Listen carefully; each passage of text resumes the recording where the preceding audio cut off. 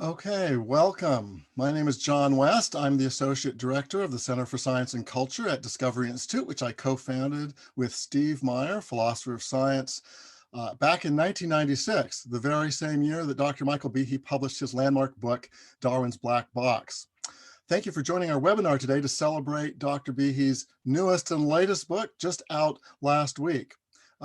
Dr. Behe is, of course, a biochemist. He is a professor of biological sciences at Lehigh University. He's a senior fellow at the Center for Science and Culture at Discovery Institute, a best-selling author, and an all-around great guy. And his new book is called, let's go, if I can, yep, there. His new book is called A Mousetrap for Darwin. Michael J. Behe answers his critics. The book is now available on Amazon.com in paperback, hardcover, and Kindle versions. I hope you've ordered your copy already or will soon do so. This book has a special place in my heart because I actually encouraged Mike to think about putting it together, because I was dumbfounded, frankly, by what I will call the fake criticisms of Michael Behe's work. Like fake news, fake criticisms are criticisms that aren't actually real. They may seem real, but they aren't. Probably the top fake criticism of Michael Behe is that he has not engaged with his critics or with their criticisms of his ideas, which is so far from the truth, it's like an alternate reality. I've read most of Behe's critics, and I've read his responses to them. Very careful, methodical, winsome, and devastating responses. Usually Mike's responses have been so spot on that his critics are reduced to pretending that the responses don't exist. I think that's telling. If you are a serious critic of someone, you do the hard work of actually responding to their arguments. If you're a fake critic, you come up with fake criticisms, like falsely claiming that your opponent won't engage with his critics, even though he has. So I thought it would be great to call the bluff of these fake critics. I thought, let's collect Behe's extensive responses to critics. Surely we'd have enough for a 300-page book. I was wrong. When Mike collected all of his responses, we found we had a 750-page book. So we decided we had to be selective and reduce some of the material. And we were able to reduce it to a really sparse 556 pages, which includes new introductions throughout the book, as well as some other unpublished material. Just sort of to give you an overview, his book has 8 sections. Really, the first two sections deal with debates over Behe's first book, Darwin's Black Box. The next 4 sections deal with debates inspired by his second book, The Edge of Evolution. Another section deals with debates arising from his book, Darwin Devolves. And then a final section explores the need for genuine discussion on the merits of intelligent design. As Behe writes, intelligent design is one topic badly in need of adult discussion. I think he's right. So this is a substantial book. If anyone tells you that Dr. Behe hasn't responded to his critics or that he's been refuted, tell them to read this book and engage with its arguments.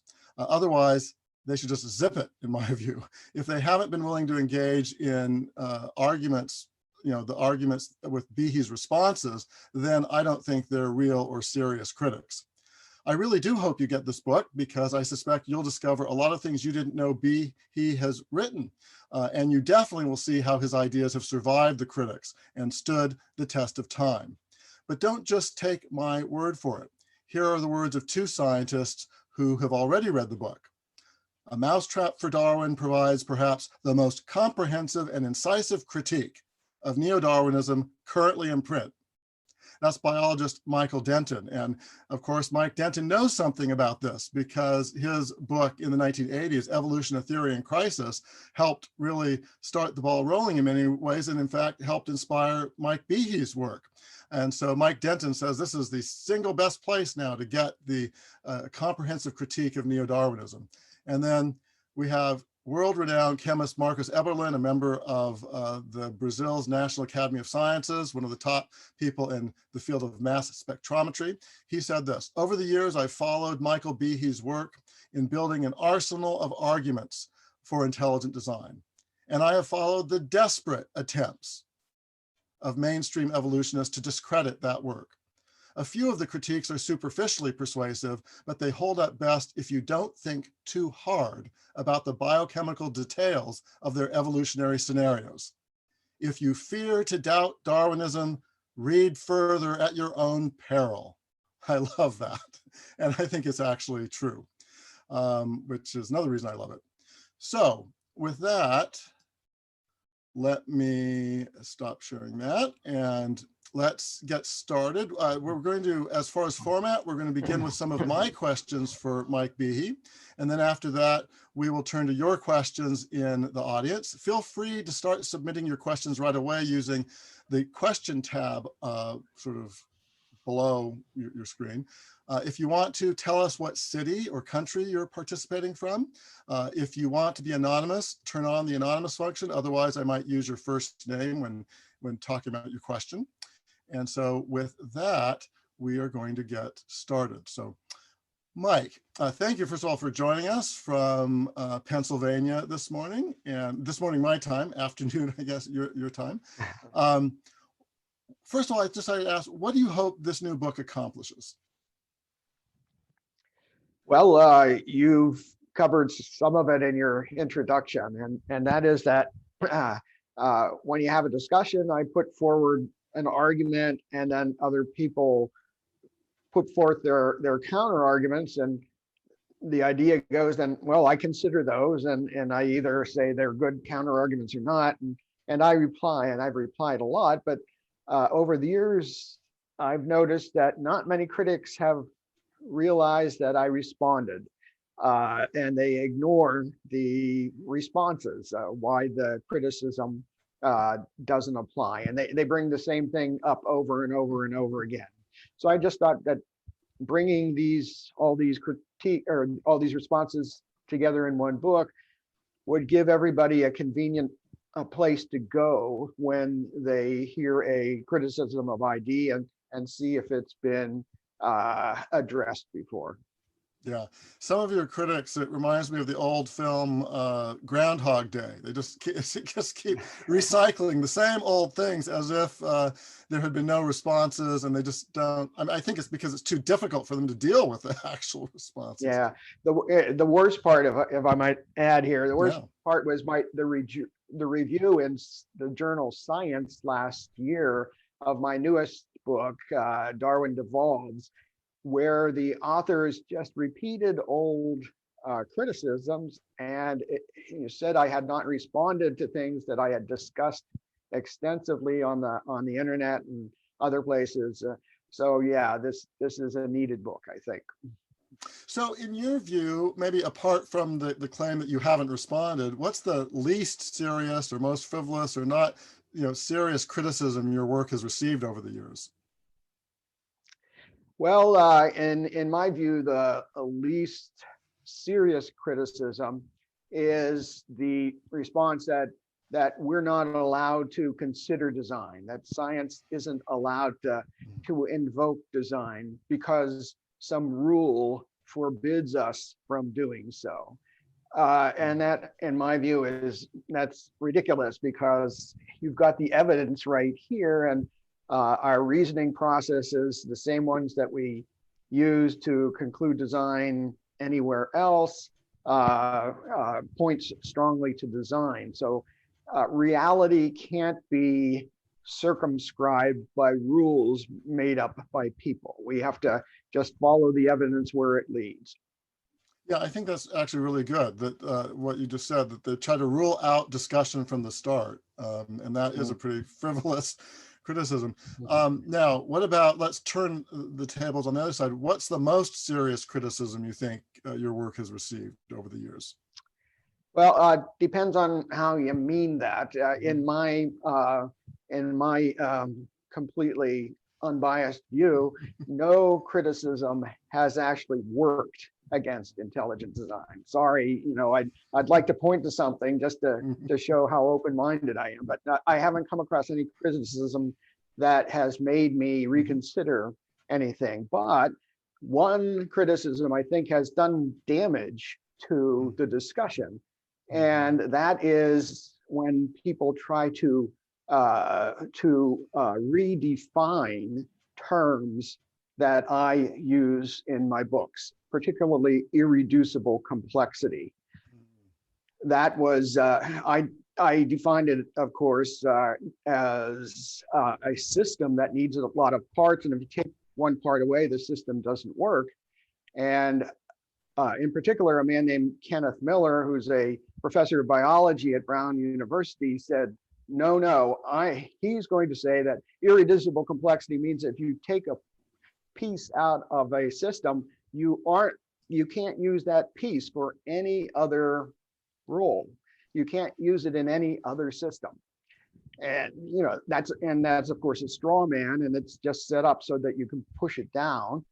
And of course I responded to it, but it was a response was ignored, and it's gotten a lot of traction. For some reason, a number of folks in the media ran with that. And I remember a big story in the Wall Street Journal showing how intelligent design critics have been refuted because you can use pieces of systems for other purposes. So it's not an intellectually strong criticism, but it is a rhetorically strong one, and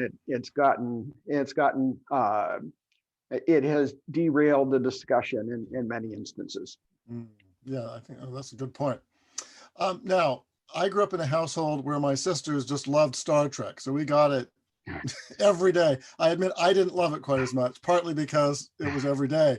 Like in reruns, we were watching various parts of it. But I know in your book, you make a couple of references to Star Trek, so I thought I'd use those as a springboard for a couple of questions. First, you write that quite literally, life is like the Borg in Star Trek. How so? Well, the Borg is from the second iteration of the TV Star Trek show. And they are supposed to be some sort of half human, half machine hybrid. And famously, they are supposed to run on what is called nanotechnology, these tiny little machines that are inside their bodies. And there's one episode where Captain Picard is going to be absorbed into the Borg, and you can see under a microscope these little metallic, clunky, evil-looking machines next to red blood cells in his blood, and he's being absorbed by nanotechnology. Well, it turns out that science has discovered that we do have nanotechnology inside us. We are run by nano machines that if you look inside the cell, which of course Darwin didn't have much of an idea about, it seemed like a piece of jelly back in those times. If you look inside the cell, there are literally machines made out of molecules. Of course, the flagellum that we talked about, but also the cilium and kinesin motors and all sorts of things. Nothing in the cell happens by chance. So just like in the show, we are run by nanotechnology. So we are the Borg. Okay, that's great. You also point out, you say in another part of the book, nobody on Earth is the reincarnation of Mr. Spock, either singly or collectively. What do you mean? Well, Mr. Spock in Star Trek is supposed to be a very cool, logical, person, almost a machine-like, computer-like, and he only pays attention to the data and doesn't let any emotions get in his way of coming to a conclusion. Of course, every third or fourth episode he breaks down and cries, but that's just bad just bad writing, but that's supposed to be his persona. And many people think of scientists in general as akin to that image of Mr. Spock. They would they just look at the data and come straight to their conclusions by logic and facts, and that's simply not the case. Scientists are people too, and they've got their own preferences, their own worldviews, their own way that they want things to be. And so since design and evolution and these are big ideas about life and about fundamental ways in which we view ourselves in the world. And so nobody is going to be completely objective. Everybody's going to have some views that they bring to the table. Yeah, that's right. We're not just like Spock, although as you point out, Spock does, I guess from his half part human parentage, I guess that's where Yeah, it seems to come from. his mom. His mom. Now, I find it really fascinating just how much you've gotten inside the heads of Darwinists.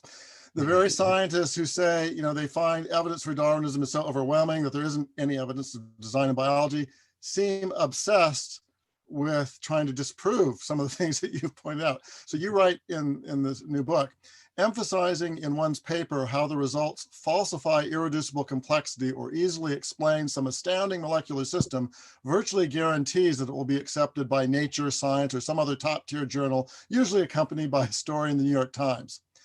My question is, what do you think this shows about the real state of Darwinism? On the one hand, we have these top scientists saying there is no scientific debate over Darwin or design.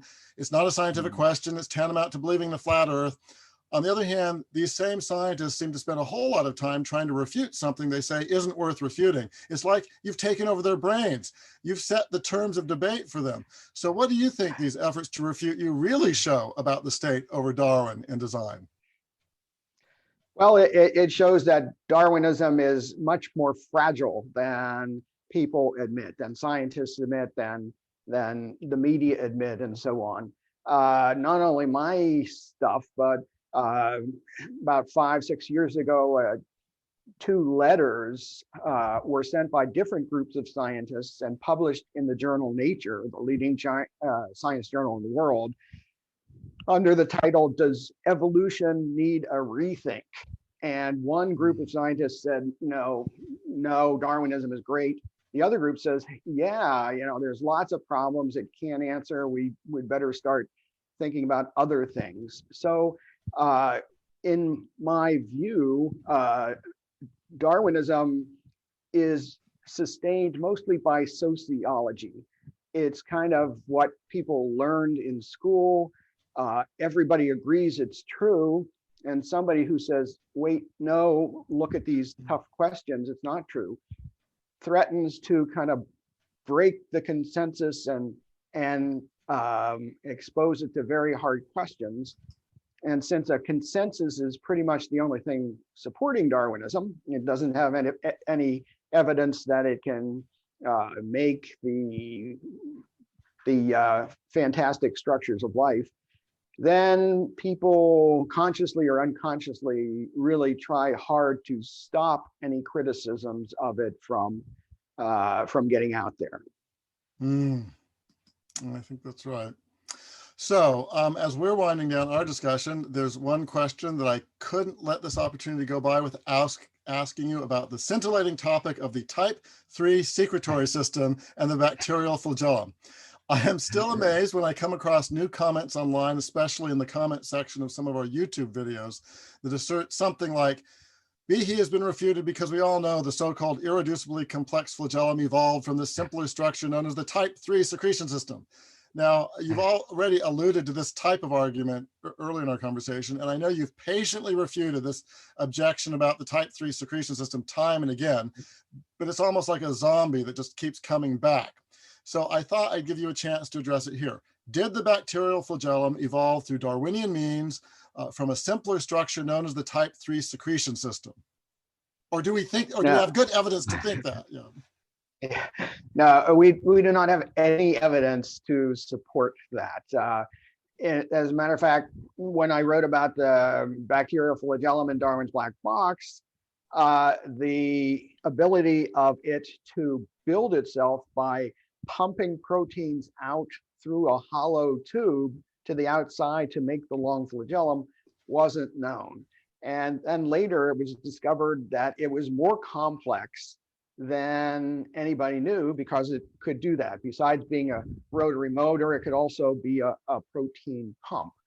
And I thought it was, a wonderful show of chutzpah for Darwinists to say, well, now it's more complex, and so we can explain it now.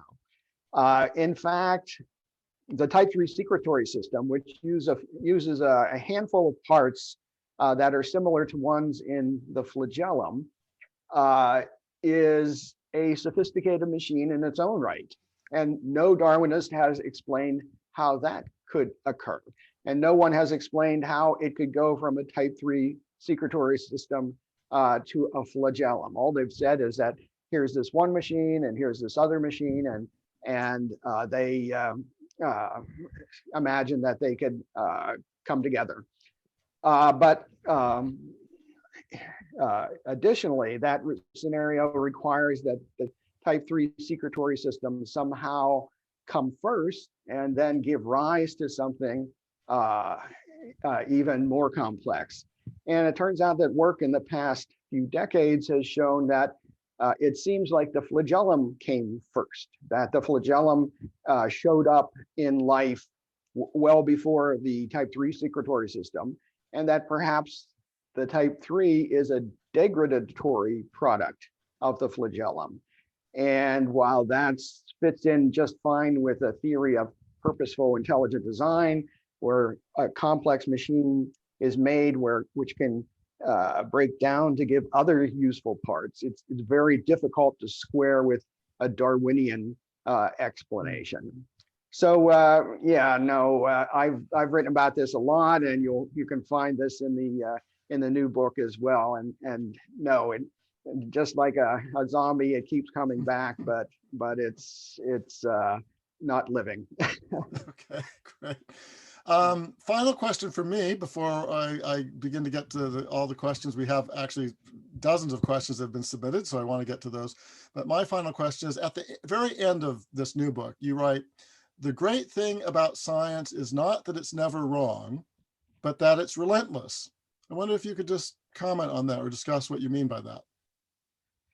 Yeah, it's, scientists are fallible and they make mistakes, but if you keep plugging away, then you'll stumble over, you can stumble over truth or reality eventually, whether you welcome it or not. So in the past, we've had theories like the ether, where people thought that outer space was filled with some mysterious gas-like substance.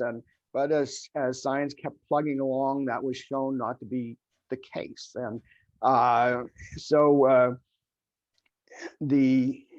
as science thought it had an idea to help explain where life comes from, Darwin's theory of evolution, but Darwin didn't know about many things that we know about today, didn't know about the genetic code and molecular machines and so on. And as science continued to plug away, its own results are leading it into a clearer view of what life is and how life must have come about. So as long as you keep trying, you're going to make some progress. Okay, great. Well, now we have, like I said, dozens of questions, and we have several hundred people on our webinar, and they're from all over the United States, from the Czech Republic, from Scotland, from Turkey. So we have people from all over. So I apologize beforehand if I don't get to your question. I'm trying to pick those that would be the most interesting to people, and also, that aren't duplicative. Let's see. There are a few questions relating just to this book. One person actually asked, after completing a book that was so substantial like Darwin Devolves, how do you have the time and where do you get all the energy to produce a new book? Well, it turns out that most of these things were written already and in scattered publications. And so all I had to do was search my hard drive and bring some of them together, and then write introductions and a couple of new pieces, because Because newer criticisms required them. So it wasn't nearly as hard as writing the other three books. Additionally, I had lots and lots of help from the Discovery Institute, in particular, Jonathan Witt, who put things together, edited things for clarity, and so on. So this was comparatively easy. Okay, a couple more questions just about the book itself, then we'll get into other more specific ones. Someone asked, would you recommend a newbie to read Darwin's Black Box first before reading this new book? Yes, sure. You have to know what the basic argument is, and Darwin's Black Box puts it most clearly because it talks about what the foundation of life is like, talks about how we perceive design. Yeah, so that would be the best book to read first. And then one other question again about the book itself.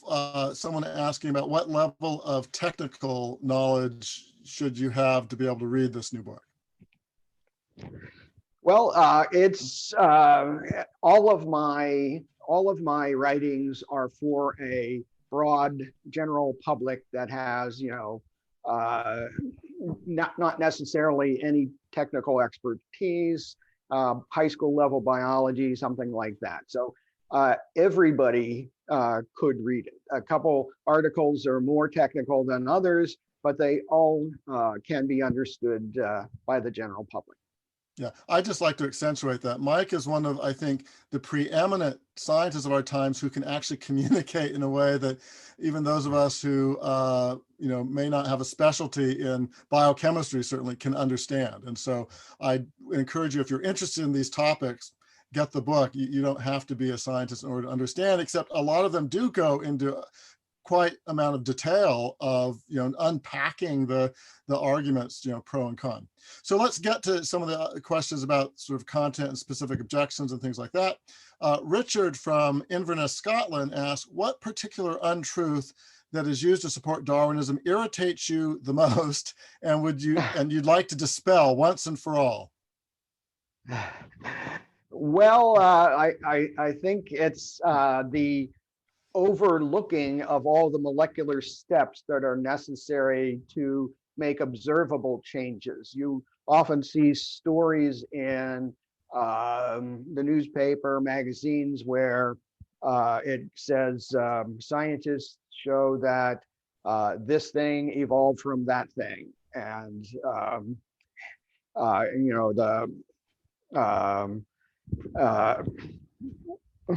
and they're speaking about organs or features. And all of those things are underlain by many, many molecular steps. And to understand what evolution, unaided evolution can do, unguided evolution can do, you have to look at each of those steps, ask whether that's that pathway can be traversed by random steps and selection. So the thing that disturbs me most is that people have their focus, understandably, on larger features because that's what we can see. But evolution must occur at the molecular level, and most popular magazines and newspapers and so on overlook that. Okay, yeah. Wes from California says, can you comment on what seems to be a growing trend among scientists who profess a belief in Darwinism but admit that based on new genomic and epigenetic findings that human DNA could have been seeded by intelligent civilizations from other worlds? Basically a Prometheus argument. Is this argument now shifting to two sides of intelligent design? Well, I have to admit, I haven't heard that one before, that specifically human DNA was put on the Earth. Long time ago, some folks may recall that Francis Crick, the co-discoverer of the structure of DNA with James Watson, proposed that life on Earth might have been seeded by space aliens, but he was thinking of tiny single celled organisms that might grow up and evolve into all of life on Earth. I haven't heard anybody talking about specifically human DNA though. But it's true that the more we see, and this is the relentlessness of science again, the more we discover, the more and more controls that are seen on DNA, the more regulation, the more sophistication. And so even folks who aren't willing to entertain the idea of design by something outside the cosmos, outside the universe, are drawn to proposing design by some other entity, such as space aliens. But I don't think most people will find that idea persuasive. Okay. Another person actually has a list of questions, which are all good questions, but I can't get to all of them, so I'll choose one of them.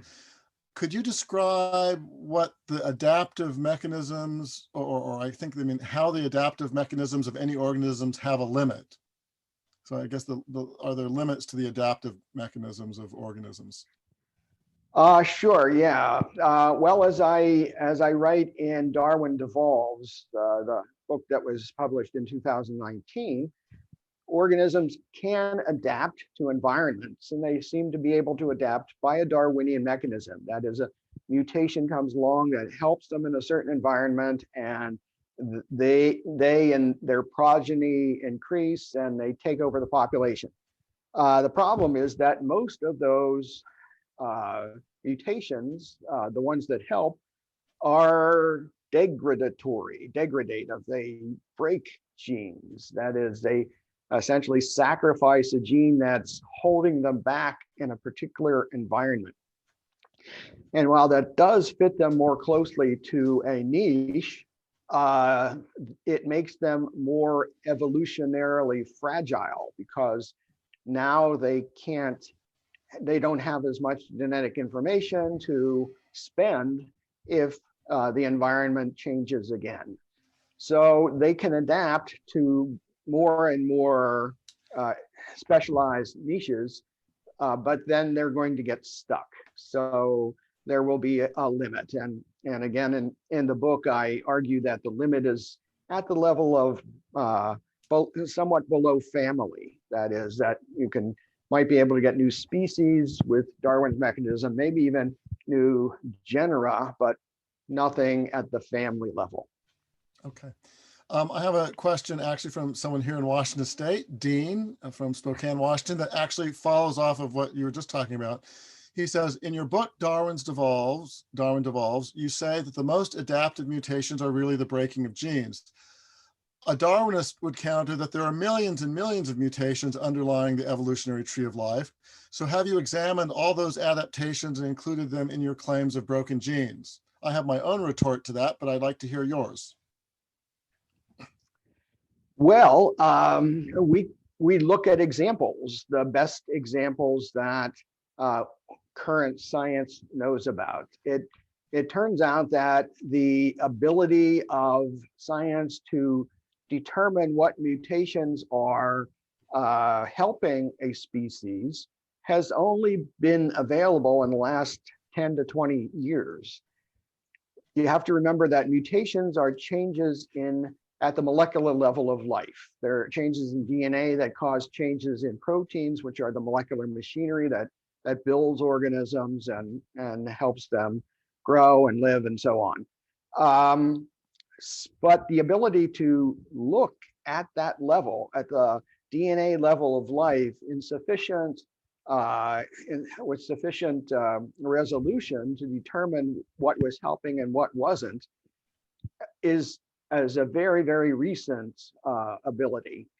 And in the places where it's been tracked down, the genes or the mutations which helped species adapt most strongly were, as I wrote in the book, seen to be degradative ones, particularly in the polar bear. The top dozen or more genes that allowed it to survive in the Arctic were the result of breaking or degrading genes. The differences in breeds of dogs, Great Danes versus Chihuahuas versus French Poodles and so on, they've been tracked down at the genetic level too, and they are mostly broken genes as well. So there is no reason to think that this would be different for some unguided process in the past. This is what we see it doing. So this is the best explanation that we have. Okay. We have another question from someone who says they've just listened to your interaction with biologist Josh Swamidass on the show Unbelievable. I'd like to hear more about his observation that God's methods of design, etc., might be vastly different from how we would design machines. Sure. For folks who don't know, Josh Swamidass is a biologist at Washington University in St. Louis, and he's a Christian, and he is a design opponent. And recently he and I were on a podcast together, and he said, raised an objection that I've heard before, is that, well, God is completely different. And, the way the way that we finite humans design things is not the way that God does. He has, his own ways which are unfathomable to us. And that's fine. I don't disagree with any of that, but it doesn't matter, because design is perceived in the designed object or system itself. Does not require the methods or the ways in which the designer worked. For example, suppose you were out hiking and you turned a corner and you saw Mount Rushmore, and you had never heard of it before. When you looked at it, you would not know when it was made. You would not know who made it. You would not know how it was made, and so on. But you would know immediately, without any doubt, that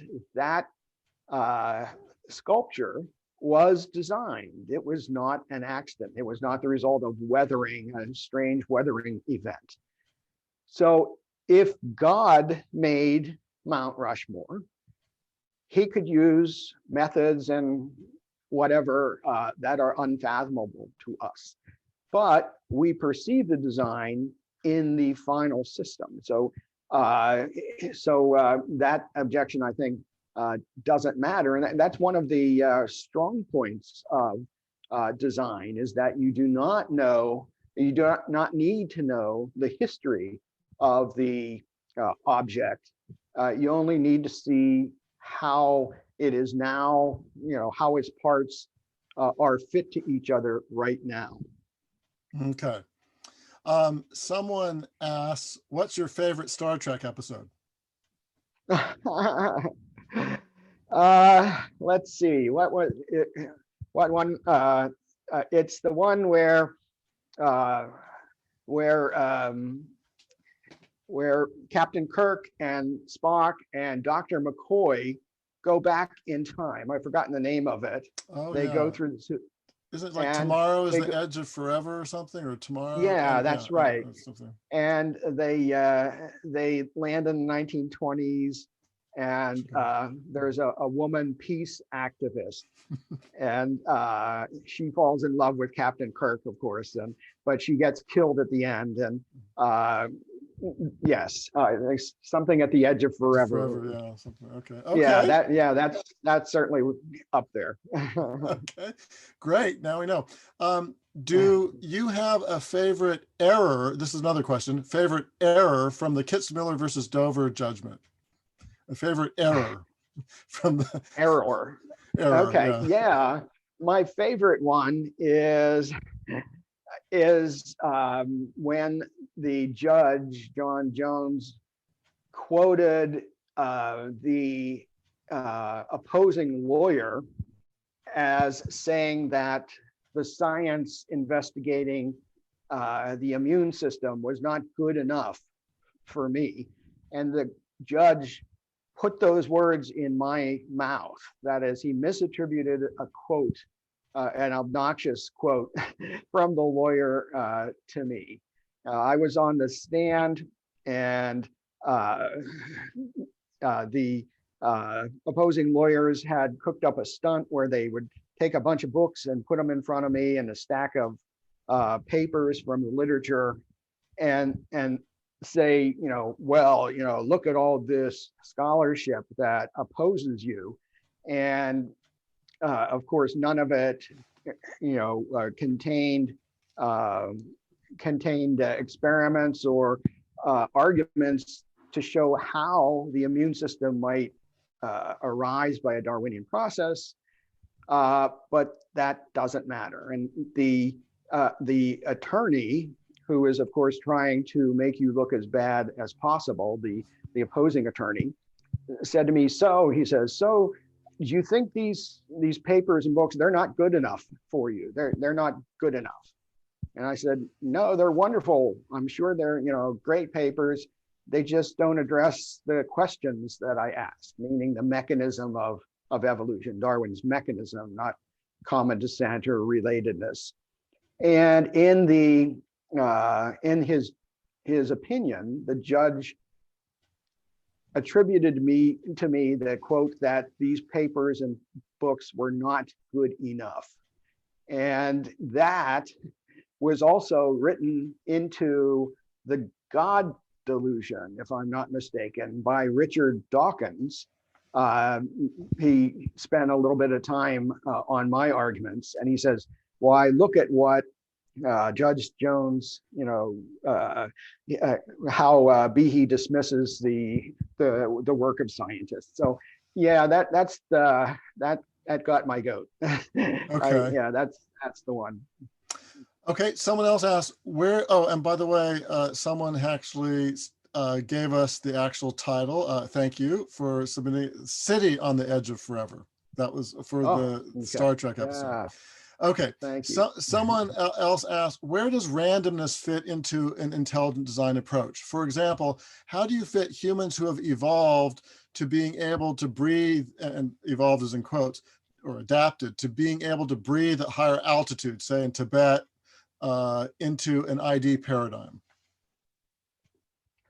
Well, if you were a designer, one could imagine that you could make or design an organism so that if it found itself in different niches, it could adapt to it by losing information or by getting rid of a certain system. So with humans, if they go to Tibet or the Andes, mutations can come along that help them breathe more easily at the low oxygen pressures, but they are degradatory mutations. Additionally, if you have humans in environments that have malaria in it, malarial parasites, they can adapt too, and sickle cell and thalassemia and so on. But again, almost all of those are degradative mutations. So it fits in pretty well, I think, from an ID point of view, that you make a line of organisms that can change within limits, can change and fill various niches in the world. This person asked, how has advocating ID affected your professional career? Do negative professional consequences hurt the advance of intelligent design? Let's see. Well, they haven't hurt my career nearly as much as they have other folks. I'm pretty lucky. I have tenure before I got involved in the design discussion. I'm no fool. And it's clearly true that people in professional biology don't like ID one bit. And some of them are activists and they will try to make your life unpleasant. But Lehigh has been very good to me. They've written a statement where they say that, these ideas are Behe's own, we don't endorse them, but they've haven't tried to stop me from publishing or discussing or going out and giving talks. That is different for other people. I've known folks who have lost jobs, grad students who have been kicked out of laboratories and so on for advocating intelligent design. So yeah, that does in fact put a pall over the discussion of intelligent design. You can't discuss it if you're in a vulnerable position. That is, if you're trying to get a job or an education in sciences, particularly biology. And so that inhibits the free discussion of it. But in a sense, it makes it dangerous and exciting too. So perhaps that makes up for it. Okay. We have someone who writes, you speak of us being like Borgs insofar as we depend on cellular nanomachines. Of course, we are more than just a sum of our cells. Humans, for starters, have spiritual souls, but even apes or cats or bees or plants have a principle of being, which Aristotle would call souls. One criticism of ID I've come across is that it requires one to buy into a mechanical view of the universe. My response to that is that there's more to us than the cellular nanomachines, but we are not less. But have you any comments about the integration of the cells into a life form such as man? Or this, I'd say this complaint that an ID view of nature weds you to a mechanical view of nature, that we're just machines. Okay, I've come across that too, and I don't agree with it, and I don't think it really has much force. As you say, John, and as the questioner says, just because parts of us work just by simple mechanical means, your fingers are, levers and pulleys and so on. That doesn't mean our minds are machines, and it doesn't mean that the whole of us put together aren't much more than, say, the sum of our parts. Nonetheless, portions of people, clearly are machine-like or are machines. The heart is a pump, and it can be replaced by a pump for a while. And the eye is like a movie camera and so on. And you can study these using the principles of science. And, again, the conclusion of design depends only on your knowledge of the structure of a system. It doesn't depend on knowledge of how it got there. So even if living things, are not machines in a non-living, in the same way as non-living things are, nonetheless, from the way you can put things, you see things put together, you can easily conclude that the things that I've written about are purposely designed. Good. So I'm just trying to, okay. Ever since, someone else has said, ever since grade school, I've intuitively been struck by how awesome rowing cilia are. Now that I've read your free Kindle sample, I see how the elegant mechanism works, but my awe in light of the design has only radically increased. Is that awe, that sense of awe, bad, good, or neutral for science? Oh, that's great. Who was it? Socrates, Aristotle? I think Socrates, who said that philosophy begins in wonder. And so the sense of awe is, I think, all similar to a sense of wonder. You say, look at those things all going together, paddling along. I think it's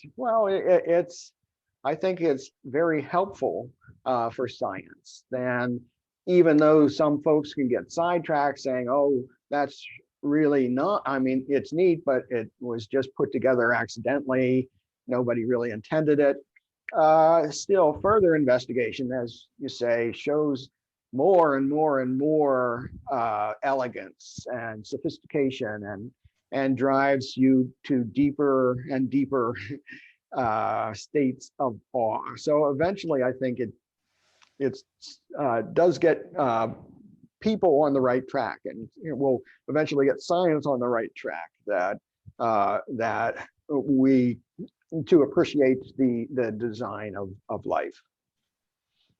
Okay, so we had a question here about whether you thought endogenous retroviruses provided strong evidence for evolution. And so I'd like you to reflect on that. But also there was another question that I think I'd tie into it. If someone asked, well, what do you think is the strongest evidence for Darwinism? If you had to make it, what's the strongest argument? So first, the specific argument about endogenous retroviruses, is there anything that somehow supports a Darwinian view? And regardless of how you answer that, what is the strongest evidence for Darwinism that you think, says something for it? Okay, for endogenous retroviruses, for any listeners who don't know what that is, they're little pieces of DNA in our genome that strongly look or strongly resemble the DNA of viruses, some viruses. And the idea is that they got into our genome and are also passed along through the generations simply by being inherited. And it turns out that some are similar to some that humans have are similar to other species, and some that some mouse species have are similar to other rodent species, and so they have been argued to be strong markers for common descent. And yeah, that's fine. Maybe they are indeed the result of common descent, although I've heard other arguments about that too. But just for purposes of discussion, say, okay, they point towards common descent, but they don't say anything about Darwinism versus design. They don't even say that the viruses arose by Darwinian processes. And the fact that they are in different species DNA doesn't say anything about why the species are different or how they got their specialized features. If the retroviruses found in, say, giraffes were the same as those found in cattle, you've still got the same problem trying to explain how giraffes might have come about. Okay, what was that second question now? So, and the second, well, I'm glad you asked it so I could highlight. The second question actually came from Martin in the Czech Republic. We're getting questions from all over the world.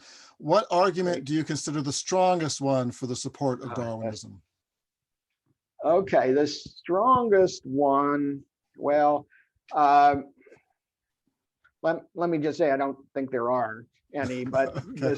If I have to pick one, it's that some organisms have surprising features that we didn't expect. And people say, why would God or why would a designer put such things in creatures? I'm sure everybody's heard of the blind spot in the eye, and and Darwinists would say, well, no self-respecting designer would have allowed that. And someone back in Darwin's day was asked what a biologist was asked what his work showed about the intentions of the deity. And he says that he has an overly fond view of beetles, because there's lots and lots of species of beetles in the world. So and also, of course, things like wasps lay wasps.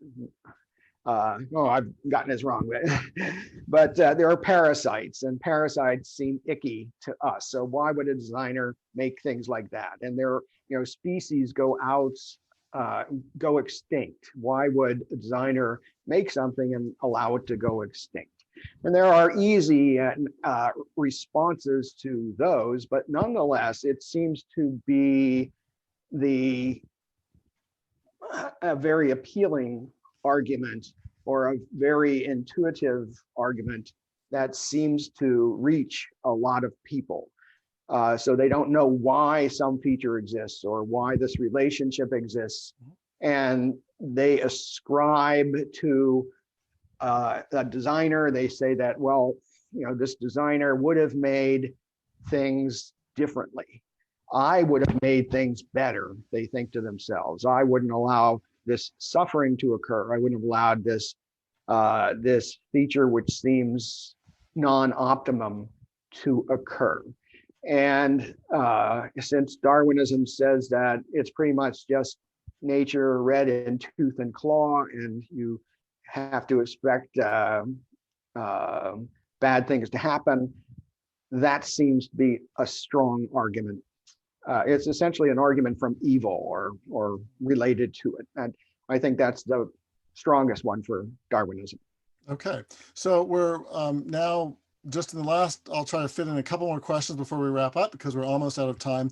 You seem to have a lot of readers or people interested in Scotland, so I'll take one more from there. Louise from Scotland says, is there any critic that you think did engage your work properly and who did acknowledge your responses?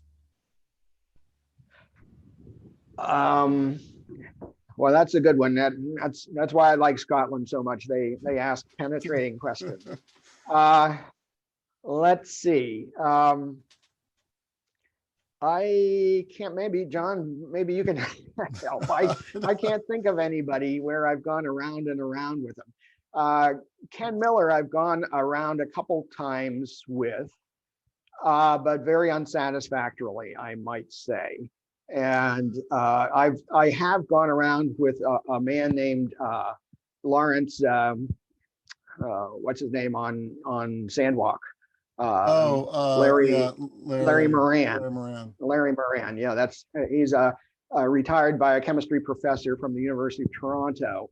And again, I went back and forth with him a number of times, but it was rather unsatisfactory because we simply couldn't agree on even what the terms should be. So I will have to say that no, I haven't really.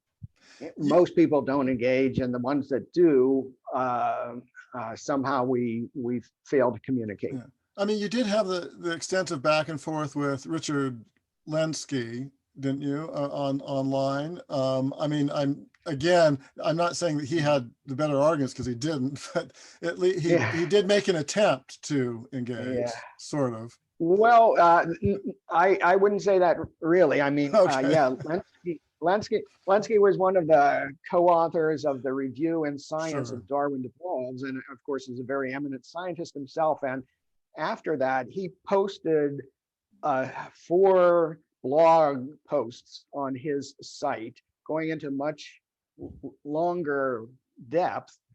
And I responded on Evolution News, but he never responded to my responses. He never engaged my responses. Okay. So that was. I was trying to put the best, I tried to be Pollyannish, try to think best of people. Final question from someone. Wouldn't biologist Kenneth Miller's argument, which you've already talked about in a bit, still be supporting intelligent design theory when he says that one part is usable in different systems? That's what we do after all. We create tools that can be used for multiple purposes, such as nuts and bolts that can hold together a television or a bookshelf, for example. Sure. Yeah. I mean, that's fine.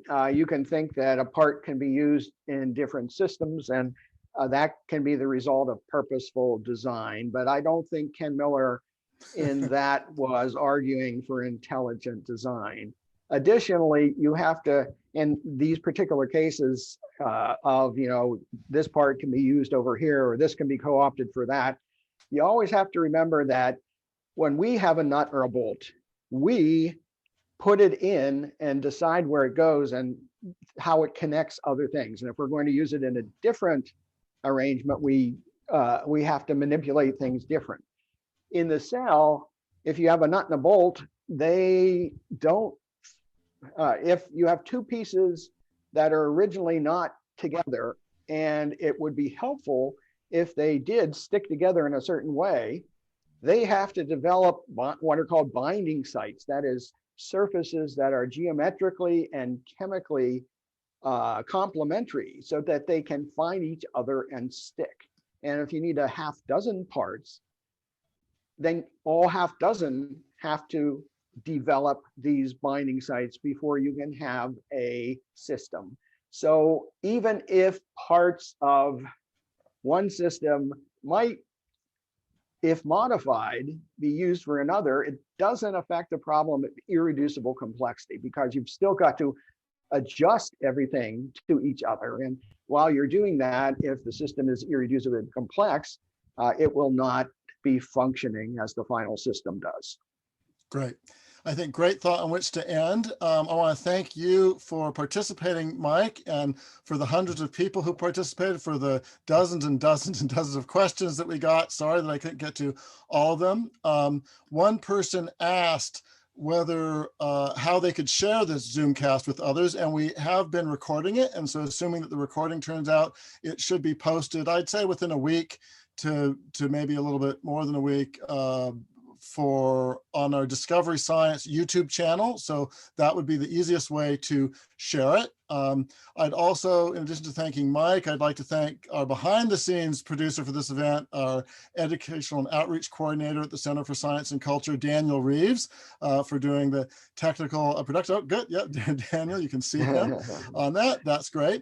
I'd like to just please buy Behe's book. It's a great Christmas gift. Be prepared to, really be entranced by it. Dr. Behe is a great writer. He makes science come alive, even for those of us who are not scientists by training. I know that Mike's writing has impacted many of you. Some of you expressed that in your comments that you sent, not questions, but comments. Just a few weeks ago, we actually had someone post something online that talked about how he cried after reading Mike's book, Darwin's Black Box, and then he hugged it. So it wasn't crying. I think it was crying out of tears of joy, not because you depressed him, Mike. And he hugged the book. I can't promise you that you will hug this new book, although it's certainly large enough for you to get your hands around. But feel free if you want to. Before we go, I'd like to alert you to an upcoming another webinar on Friday, December 4th with biologist Dr. Richard Gunasekera of Biola University on the emerging field of nanomedicine and how that might relate to intelligent design. It's sponsored by the Southern California chapter of our Science and Culture Network. And so you can see discovery.org/ID/events to get more information about registering for that or for that event.